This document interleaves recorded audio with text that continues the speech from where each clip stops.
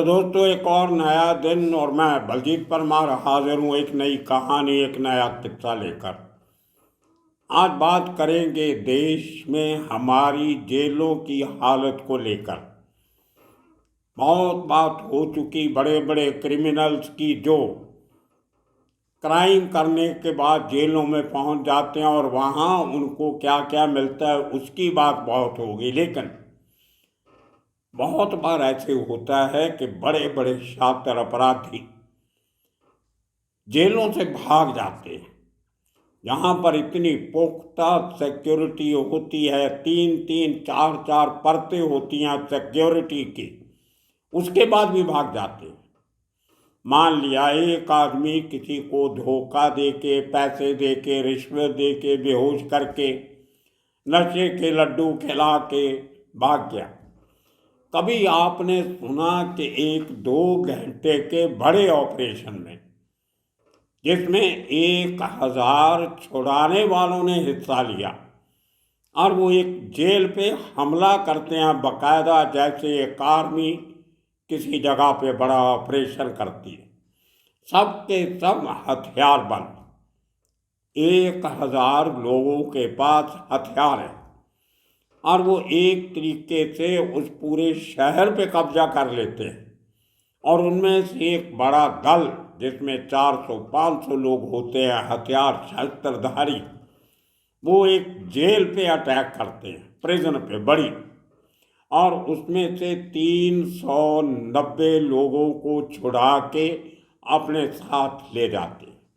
और इनका एक भी आदमी इंजर्ड नहीं होता, मरता नहीं, बल्कि ये लोग जेल में बंद अपने 12 दुश्मनों को ढूंढ ढूंढ के मार के आ जाते हैं और 390 को छुड़ा के अपने साथ ले जाते हैं।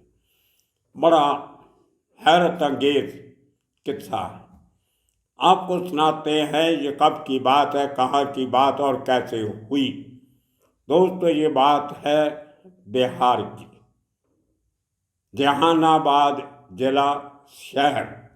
पटना से राजधानी है पटना, उसके 50-52 किलोमीटर दूर। बात 2005 की है, तारीख 13 नवंबर।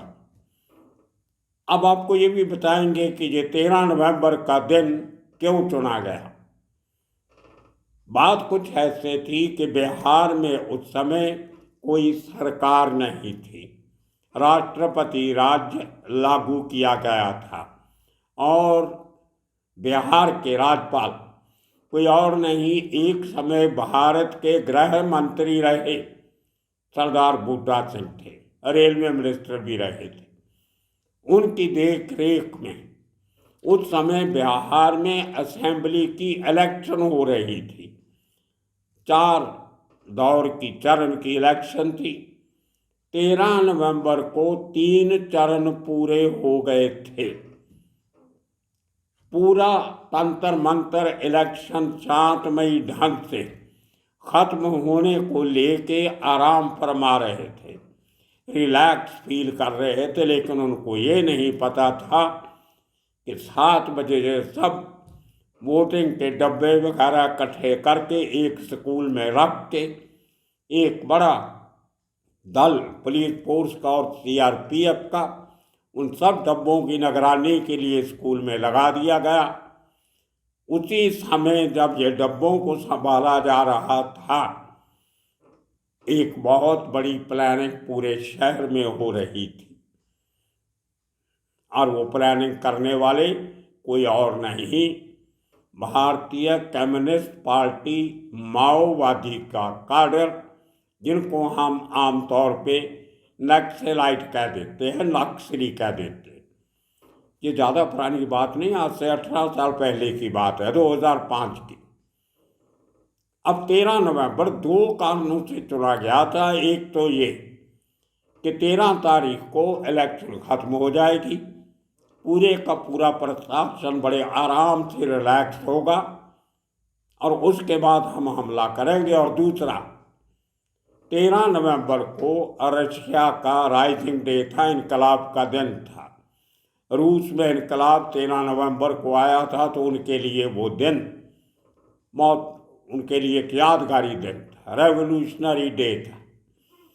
अब वो दौर था जब पूरा जहानाबाद जिला माओवादियों के असर के नीचे था, हजारों का काडर माओवादियों का, और उन्होंने पूरे जिले में इलेक्शन का बाइकाट किया हुआ था। किया तो पूरे बिहार में था, लेकिन सबसे ज़्यादा असर देखने को मिला था मुंगेर में, जमुई में, भागलपुर में और जहानाबाद में।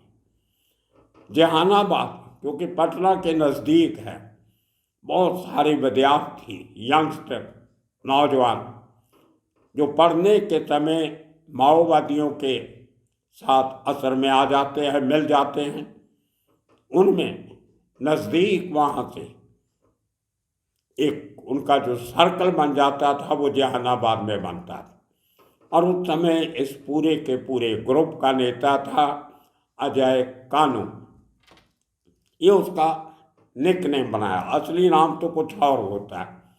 तो जो एरिया कमांडर होता है उसको डिफरेंट नाम दिया जाता है, जो उसका असली नाम नहीं होता। अब कानू उसने अपने साथ इसलिए लगाया, बहुत से लोग जो यंगस्टर हैं उनको पता नहीं होगा कि जब देश में नक्सलाइट मूवमेंट शुरू हुई थी, नक्सलबाड़ी गांव से, बंगाल के जो सिलीगुड़ी के पास है, बहुत नज़दीक, जहाँ बागडोगरा एयरपोर्ट भी है, नेपाल का बॉर्डर है, उस इलाके से नक्सलबाड़ी गांव से, छोटा सा गांव है जंगलों में आदिवासियों का, वहाँ से ये मूवमेंट शुरू हुई थी, इसलिए इनको नक्सल कहा जाता है उस गांव के नाम से।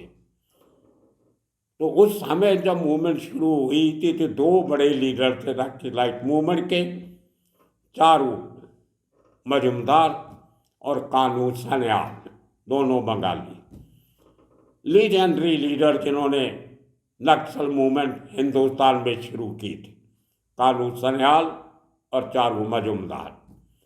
तो ये भाई साहब कामरेड अजय, इन्होंने अपने नाम के साथ वो कानू सन्याल वाला कानू लगा लिया और हजारों हथियार बंद माओवादी नक्सलाइट इनके साथ थे, और अपनी आर्मी का नाम रखा हुआ था people's army of guerrilla force, इस किस्म का नाम गुरिल्ला फोर्स, और वैसे काम किया उन्होंने। अब देखिए प्लानिंग कितने दिनों से चल रही होगी। तो उस इलाके में जितने माओवादी को बैंड ऑर्गेनाइजेशन है, और सरकार बहुत सारे माओवादियों को पकड़ के जेलों में बंद कर देती थी। वो करते करते ओवर द ईयर्स, महीनों सालों में 389 टू बी प्रिसाइज, मैं 390 बोल देता हूँ राउंड फिगर करने को, लेकिन 389 नक्सलाइट जहानाबाद जेल में बंद किए गए थे। अब बड़े दिनों से ये नक्सलवादी उनको छुड़ाने की फिराक में थे, और दिन चुना गया 13 नवंबर 2005 का। आसपास के गांव से, जिलों से, छोटे कस्बों से 1000 हथियारबंद नक्सलवादियों की आर्मी तैयार की जाती है। और जैसे ही इलेक्शन खत्म होती है 7 बजे, ये आदमी अपने मोटरसाइकिल, साइकिल, जीप, स्कूटर, इस किस्म के हथियार लेके, अपना वाहन लेके शहर में एंटर करते हैं, और अपना जो इनका सिस्टम था उससे लोग जो टहल रहे होते हैं कुछ, उनको घरों में अंदर जाने के लिए कहते हैं।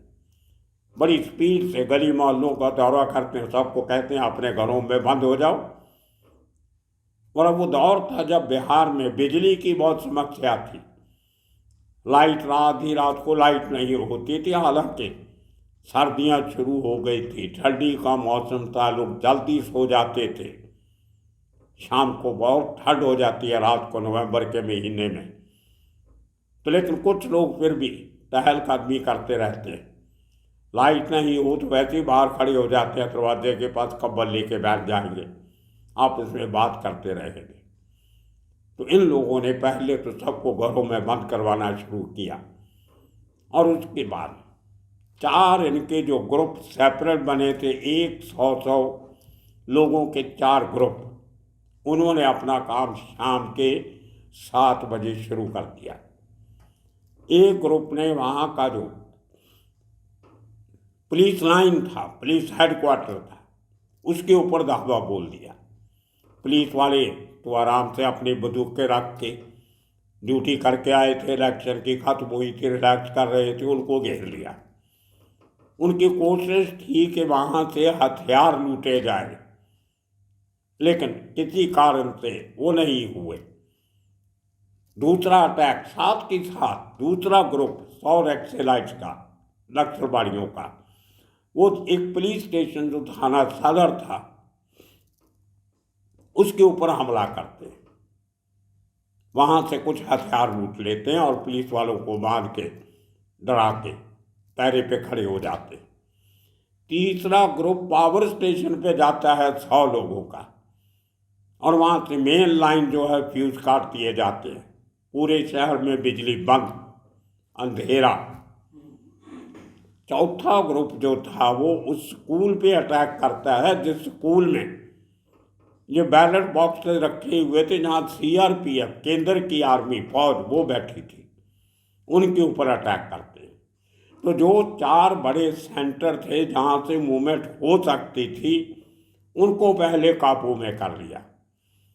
200 लोग उसके बाद पूरे शहर में घूम रहे थे, लोगों को घरों के अंदर बंद रहने के लिए कहने के लिए, और बाकी बचे 400 लोग रात के 9 बजे जहानाबाद जेल पे अटैक कर देते। बहुत मजबूत गेट था जेल का, उसको विस्फोटक पदार्थ लगा के उसको ब्लास्ट किया गया, जेल के दरवाज़ा उड़ा दिया गया बड़ा लोखंड का, और उसके बाद अंदर जाके अपनी भाषा में ऐलान किया कि हम सो एंड सो ग्रुप के माओवादी हैं, जो हमारे आदमी जिस जिस सेल में बैरक में हैं वो आवाज़ लगाइए। तो उनको सबको एक एक बैरक के दरवाजे खोल के उनको कंपाउंड में इकट्ठा करना शुरू कर दिया। उसी समय वहाँ पे रणवीर सेना के 10 बड़े लोग भी थे। आपको बता दें, सरकार की मदद से, बिहार की मदद से एक रणवीर सेना तैयार की गई थी जो अपर कास्ट लोग थे। नक्सलवादियों के साथ लोअर कास्ट के लोग ज़्यादा थे, तो ये राजपूत स्वर्ण लोग थे। इनकी एक सरकार ने उनको हथियार दिए, पैसा दिया और इनकी सेना बनाई पुलिस की मदद करने के लिए। उन्होंने काफ़ी नक्सलवादियों को मारा था अपने अपने इलाके में। उन केसों में जो पकड़े गए थे वो उनमें से 10 लोग बड़े रणवीर सेना के लीडर भी जहानाबाद जेल में थे। उनको चुन चुन के एक एक को निकाल के मारा गया। 10 के 10 रणवीर सेना के बड़े सेनापति मार दिए गए।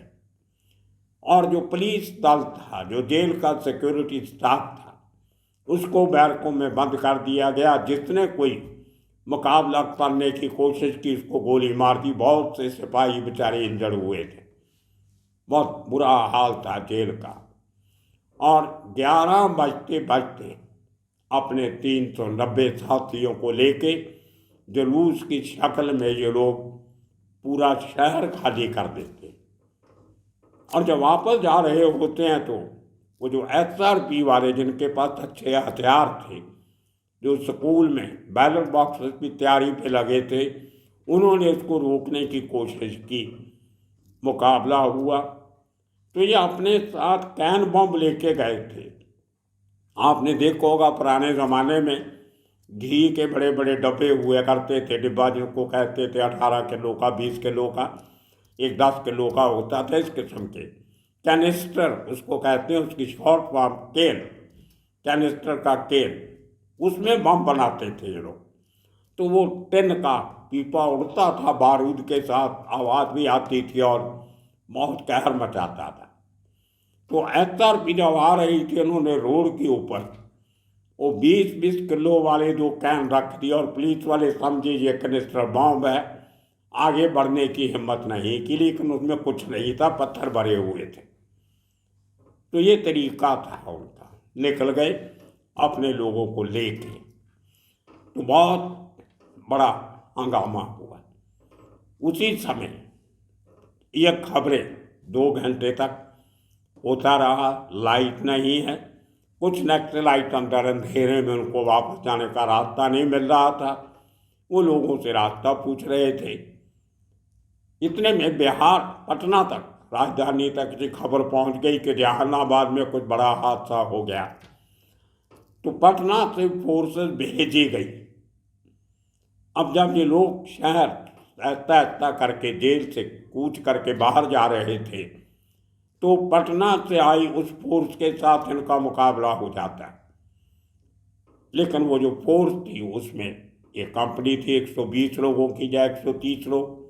ये लोग तभी तक 700-800 लोग इकट्ठे हो चुके थे। बाकी अभी शहर की लदा गलियों से जगहों से वापस आ रहे थे। उनके साथ मुकाबला होता है और पटना से आई हुई फोर्स घबरा जाती है कि ये लोग बहुत ज़्यादा है और सबके पास हथियार है। अभी ये तो 1000 आए थे और 3390 इनको और मिल गए। ये 1400-1500 बंदे हो गए। और पुलिस वाले 120 लड़े तो कैसे लड़े। तो दोस्तों ये बहुत बड़ा हंगामा। 3 चरण इलेक्शन के हो चुके थे, 1 चरण बाकी था। अब जब सवाल उठे तो उसके बाद दूसरे दिन जब जेल में गया गया, इंक्वायरी कमीशन बैठाया गया, तो पता चला कि क्योंकि जहानाबाद में इलेक्शन पूरी हो चुकी थी और उसके बाद काफ़ी सारी कंपनियां जो सेंट्रल फोर्सेस की थी, बाहर से आई हुई जो पुलिस थी, उनको गाड़ियों में बैठा के दूसरी जगह भेज दिया गया था जहां आखिरी चरण का इलेक्शन होना था। इसी तरह जहानाबाद की पुलिस की भी काफ़ी बड़ी गिनती में ड्यूटी दूसरे जगह पे लग गई थी जहां 2 दिन के बाद इलेक्शन होनी थी। तो कहीं ना कहीं पुलिस का अपना फेल्योर भी था, लैक ऑफ लीडरशिप भी थी, पर्याप्त पुलिस दल मौजूद नहीं थे, बराबर हथियार नहीं थे। इंक्वायरी के बाद छोटकल पुटकल इलेक्शन हुआ, एक SSP की बदली हुई, कोई ऑफिसर सस्पेंड हुआ, लेकिन बड़ा कुछ नहीं हुआ। पर उस घटना ने एक बार पूरा बिहार की सरकार, जो राष्ट्रपति राज था, उसको हिला के रख दिया था। तो दोस्तों ये किस्से बड़े जेल ब्रेक के आने वाले दिनों में और भी सुनाएंगे। कैसे सैकड़ों मीटर लंबी टनल खोदी जाती, जेल के अंदर से लेके जेल के बाहर रोड क्रॉस करके वो नीचे से सुरंग निकल जाती है।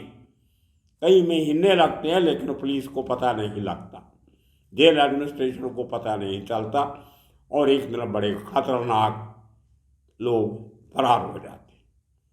वो किस्सा भी आपको आने वाले दिनों में सुनाएंगे। इस किस्म के रोचक किस्से, क्योंकि क्राइम के साथ साथ जेलों का एडमिनिस्ट्रेशन, जेलों का तंत्र मंत्र भी क्राइम के साथ जुड़ा हुआ है, उनकी बात करने की जरूरी है। जिनको हम सुधार घर कहते हैं, असल में कोई सुधार घर नहीं है, वो बहुत बड़ा व्यापार घर है, बहुत बड़ा बिजनेस वहाँ पे होता है जेलों में। तो इसी किस्म की किस्से कहानियाँ लेके फिर हाजिर होंगे। तब तक के लिए आप सबका बहुत बहुत शुक्रिया, धन्यवाद।